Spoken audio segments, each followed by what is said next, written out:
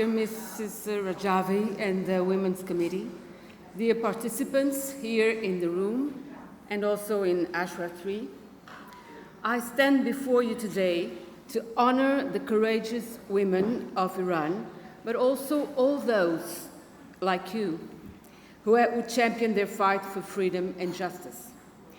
As a researcher, I've learned that nations that neglect women ultimately fail.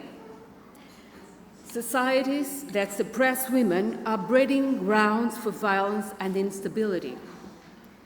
And we understand that the oppression of women harms not only women, but men as well. As the first female defense minister in my country, I encountered multiple challenges.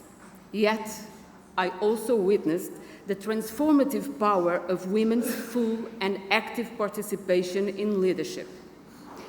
It's not just about having a seat at the table, but about having a voice that resonates, about leading by example, as you so bravely do. I want to pay tribute to the spirit of resistance. As you often remind us, resistance and uprising are the legitimate rights of an oppressed people, rights enshrined in the Universal Declaration of Human Rights, a final recourse against tyranny. And I echo your words. Resistance is not merely a choice, but a necessity. It is the force that keeps hope alive, fuels organization, and paves the way to freedom. For nearly half a century, Iranian women have endured the brutality of a misogynistic regime. Yet, they have organized, they have spoken out.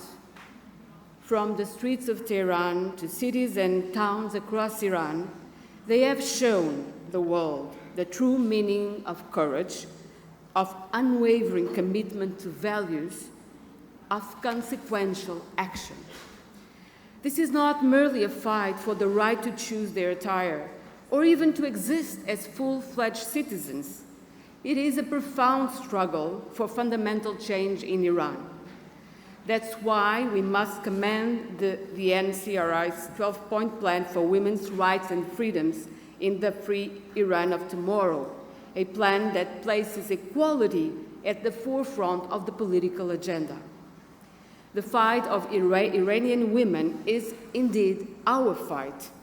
As Martin Luther King so eloquently stated, injustice anywhere is a threat to justice everywhere.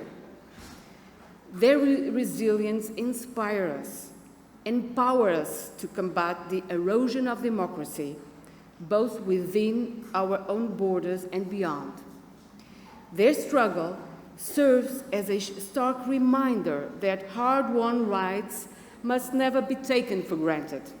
We must remain vigilant against the forces of backlash, and we must stand united to protect our most fundamental values. In a world increasingly fraught with danger, where democracies are undermined from within, and where disinformation erodes trust, the example of Iranian women shines as a beacon, reminding us of what we must defend. Their resistance, your resistance, demands our persistence.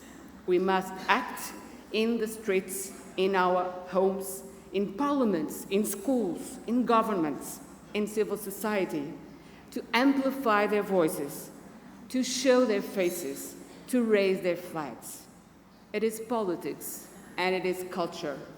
It is the fight of our lives. Thank you.